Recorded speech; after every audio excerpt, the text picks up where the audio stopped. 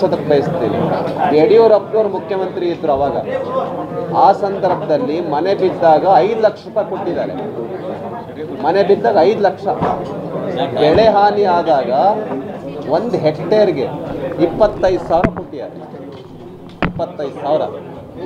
ಮತ್ತು ಸ್ವಲ್ಪ ಸಣ್ಣ ಪುಟ್ಟ ಒಂಚೂರು ಇದಾಗಿದ್ದರೆ ಎಷ್ಟು 50,000 ಕೊಟ್ಟಿದ್ದಾರೆ. ಮನೆ 50% ಆಗಿದ್ದರೆ 3 ಲಕ್ಷ ಕೊಟ್ಟಿದ್ದಾರೆ.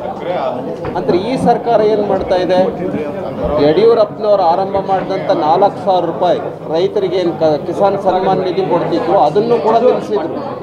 ಅಂದರೆ ಇದೊಂದು ರೀತಿ ಕರ್ನಾಟಕ ರಾಜ್ಯದಲ್ಲಿರೋದು ರೈತ ವಿರೋಧಿ ಸರ್ಕಾರ. ಹಾಗಾಗಿ ಜನ ಶಾಪ ಹಾಕ್ತಾ ಇದ್ದಾರೆ. ಈ ಸರ್ಕಾರ ಆದಷ್ಟು ಬೇಗ ತೊಲಗಬೇಕು ಅಂತ ಹೇಳಿ. ಆದ್ದರಿಂದ ನಾವು ಎಚ್ಚರಿಸೋದಕ್ಕೆ ಬಂದಿದ್ದೇವೆ. ಕೂಡಲೇ ರೈತರ ನೆರವಿಗೆ ಈ ಸರ್ಕಾರ ಬರಬೇಕು. ಕಲ್ಯಾಣ ಕರ್ನಾಟಕ ರಾಜ್ಯದಲ್ಲಂತೂ ಗೋಳು ನೋಡತೀರ್ದು.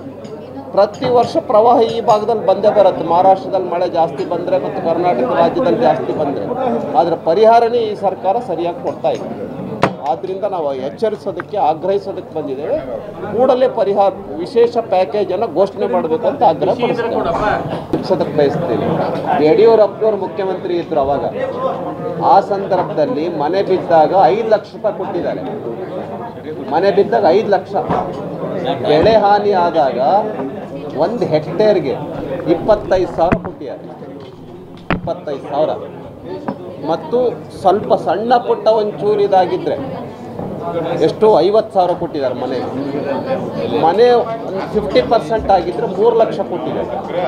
ಅಂದರೆ ಈ ಸರ್ಕಾರ ಏನು ಮಾಡ್ತಾ ಇದೆ, ಯಡಿಯೂರಪ್ಪನವರು ಆರಂಭ ಮಾಡಿದಂಥ 4,000 ರೂಪಾಯಿ ರೈತರಿಗೆ ಏನು ಕಿಸಾನ್ ಸನ್ಮಾನ್ ನಿಧಿ ಕೊಡ್ತಿದ್ರು ಅದನ್ನು ಕೂಡ ನಿಲ್ಲಿಸಿದ್ರು. ಅಂದರೆ ಇದೊಂದು ರೀತಿ ಕರ್ನಾಟಕ ರಾಜ್ಯದಲ್ಲಿರೋದು ರೈತ ವಿರೋಧಿ ಸರ್ಕಾರ. ಹಾಗಾಗಿ ಜನ ಶಾಪ ಹಾಕ್ತಾ ಇದ್ದಾರೆ.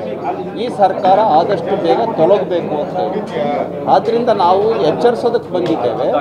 ಕೂಡಲೇ ರೈತರ ನೆರವಿಗೆ ಈ ಸರ್ಕಾರ ಬರಬೇಕು.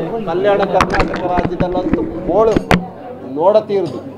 ಪ್ರತಿ ವರ್ಷ ಪ್ರವಾಹ ಈ ಭಾಗದಲ್ಲಿ ಬಂದೇ ಬರುತ್ತೆ. ಮಹಾರಾಷ್ಟ್ರದಲ್ಲಿ ಮಳೆ ಜಾಸ್ತಿ ಬಂದರೆ ಮತ್ತು ಕರ್ನಾಟಕ ರಾಜ್ಯದಲ್ಲಿ ಜಾಸ್ತಿ ಬಂದರೆ ಆದರೆ ಪರಿಹಾರನೇ ಈ ಸರ್ಕಾರ ಸರಿಯಾಗಿ ಕೊಡ್ತಾ ಇದೆ. ಆದ್ದರಿಂದ ನಾವು ಎಚ್ಚರಿಸೋದಕ್ಕೆ ಆಗ್ರಹಿಸೋದಕ್ಕೆ ಬಂದಿದ್ದೇವೆ.